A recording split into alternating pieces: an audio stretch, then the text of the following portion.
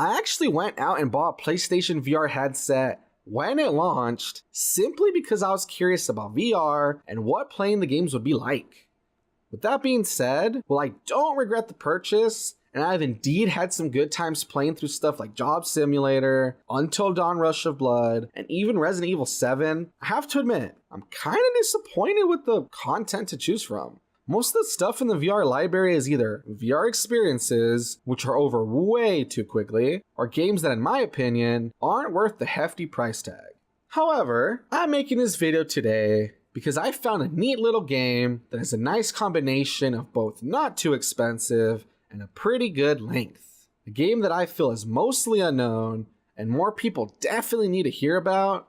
I'm proud to introduce Light Tracer, a little indie title developed by Void Dimensions and published by Oasis Studios. The story of this game is pretty simple. You are cast at what appears to be some sort of large, godlike presence represented by two large floating hands. The hand on the left is empty, while the one on the right holds a staff.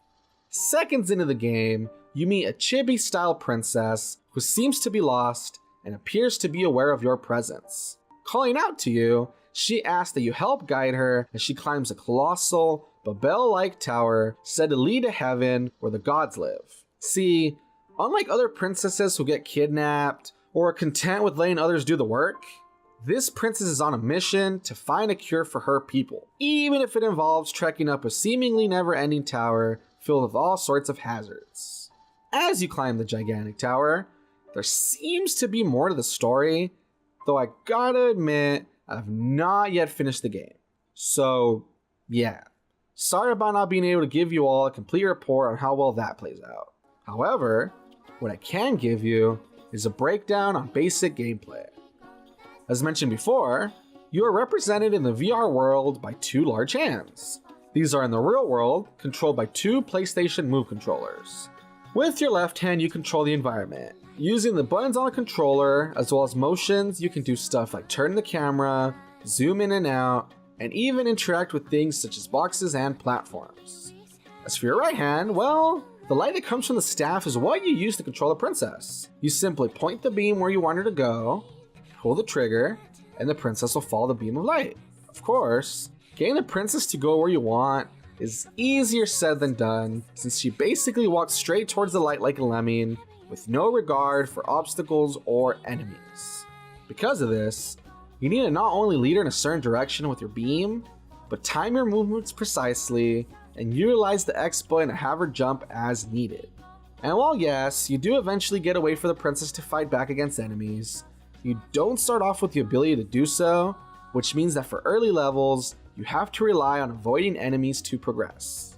As you guide the princess up the tower, you encounter all sorts of different environments in which you have to adapt to new mechanics.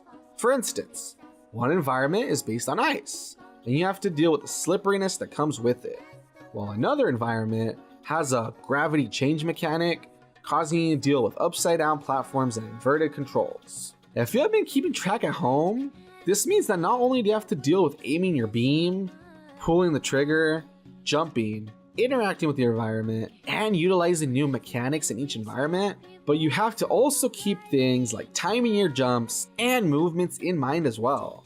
And to top it all off, there are even bosses at the end of each level that must be conquered to advance. So, in case it hasn't been made clear up to now, let me just say it plain and simple. This game is hard. While it may give off this cutesy vibe at the first glance, and seem like a simple title in which you just do some easy platforming, do not be fooled. I don't know if it's due to a perspective thing from being in the VR headset, or if it has to do with trying to control the game with motion controls, but expect to struggle. And no, it's not just me sucking at the game. Or at least I don't think it is, since looking up reviews for the game will bring up many people talking about how frustrated they felt trying to play through the game. However, where others call the game stupid and broken, my advice is, as always, get good. Yes, it took me a few tries to get past some things, but with a lot of practice and perseverance, I did eventually manage. So, in conclusion, and as should be obvious by now, I really recommend this game. From the simple story, to the challenging gameplay, to the ability to experience this in VR, I think is a worthy purchase. Will it be for everyone? No. But if you own a PlayStation VR headset and enjoy playing the types of games that give you a challenge, then I think the price is really reasonable. But hey, that's just my opinion.